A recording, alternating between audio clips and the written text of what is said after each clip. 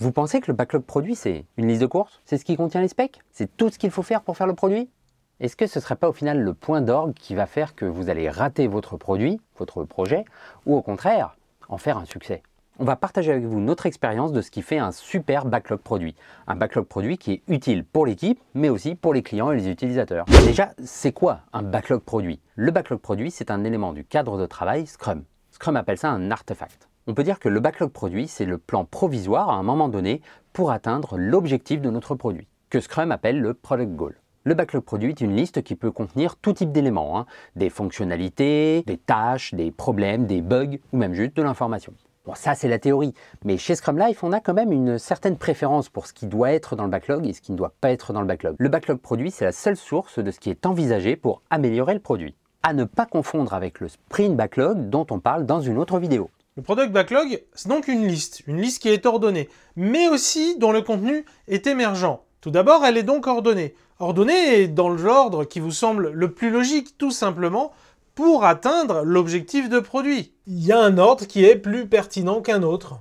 Et deuxièmement, cette liste est aussi émergente, c'est-à-dire qu'au fil du temps, vous allez découvrir ce qui va constituer le backlog produit, mais aussi l'ordre dans lequel faire les choses. Cette liste n'est donc jamais définitive et elle va changer tout au long de la vie du produit, car aussi bien les priorités que les problèmes de vos utilisateurs et clients vont changer au fil du temps, justement. Et ça, ce n'est qu'en parlant des clients et des utilisateurs, car même vous, en développant le produit, vous allez découvrir des choses sur les aspects techniques et sur votre propre stratégie d'entreprise aussi. Qu'est-ce qui crée et gère le backlog produit?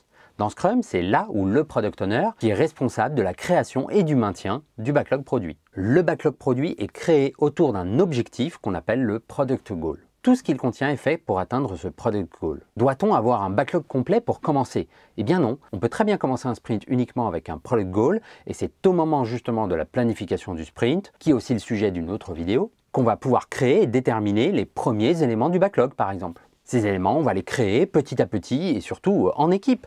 Et à quoi ça va ressembler en pratique? Commençons par voir l'erreur qu'on voit malheureusement trop souvent. Bonjour à tous pour ce premier sprint planning. Alors je vais vous présenter le backlog produit. Ça fait 2 mois que je travaille dessus, je suis assez contente de moi, j'ai 112 éléments dans le backlog. J'ai compté, ça va nous faire en gros 11 sprints de 2 semaines. Et ben c'est parti, je pense qu'on peut commencer le dev. Allez!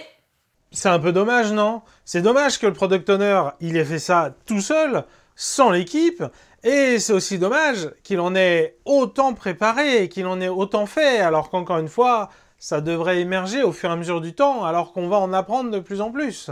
Regardons à l'inverse, une meilleure manière de construire le Product Backlog, de le co-construire avec l'équipe, et surtout d'en donner le sens, tout en se gardant vraiment la possibilité de faire émerger son contenu.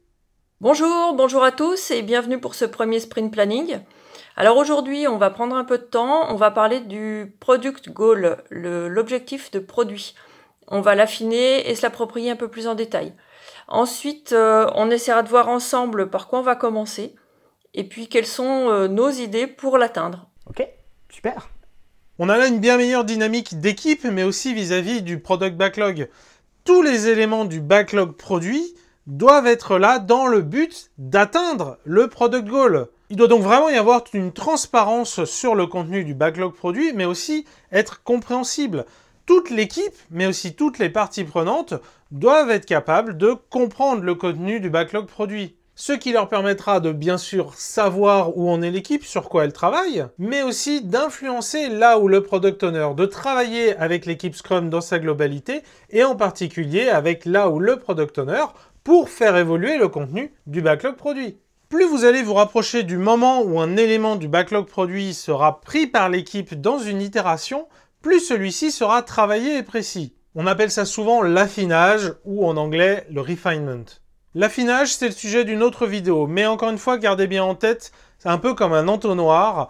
Vraiment, les sujets qu'on va faire bientôt doivent être assez clairs, assez précis, alors que ceux qui sont lointains, c'est tout à fait normal et on s'attend à ce qu'ils puissent être flous, et justement parce qu'on va se permettre de les faire évoluer, de les faire travailler. Le Product Goal dans Scrum, c'est l'engagement de l'équipe. C'est d'ailleurs quelque chose d'assez important tel que c'est écrit dans le Scrum Guide. L'engagement de l'équipe n'est pas sur le backlog produit, sur le Product Backlog, mais bien sur le Product Goal, sur son objectif. Tout ce qui est dans le Product Backlog peut changer, peut évoluer en fonction de ce qui est intéressant, intelligent à faire pour atteindre l'objectif du produit. C'est ce qui va d'ailleurs vous permettre d'ordonner ce product backlog. C'est en fonction de ce qui est intéressant à faire maintenant, ce qui est en haut du backlog, c'est ce qui doit vous permettre d'atteindre le plus rapidement possible votre product goal. C'est en quelque sorte l'ordre logique pour créer les choses. C'est intéressant aussi de remarquer que le product goal est une des rares choses qui n'est pas time-boxée dans Scrum. Néanmoins, ça peut être une bonne idée de se dire qu'on veut investir tant de temps dans cet objectif, dans ce product goal.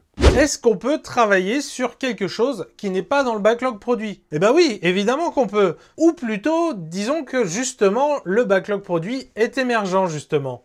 En l'occurrence, comme il est émergent, à tout moment, on peut découvrir qu'on a de nouvelles choses à faire. Et ben, par exemple, en sprint planning, justement, alors qu'on va se mettre au travail sur un sprint, on se rend compte qu'il y a des choses importantes, nécessaires, sur lesquelles il faut travailler, qui ne sont pas dans le product backlog.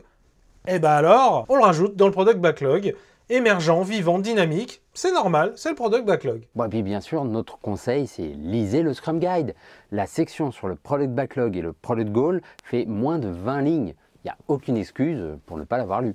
Pensez à vous abonner et à mettre un pouce bleu sur cette vidéo et puis bien sûr, rejoignez notre formation gratuite pour approfondir vos connaissances sur Scrum et l'agilité en général. Je vous dis à la prochaine fois. Ciao!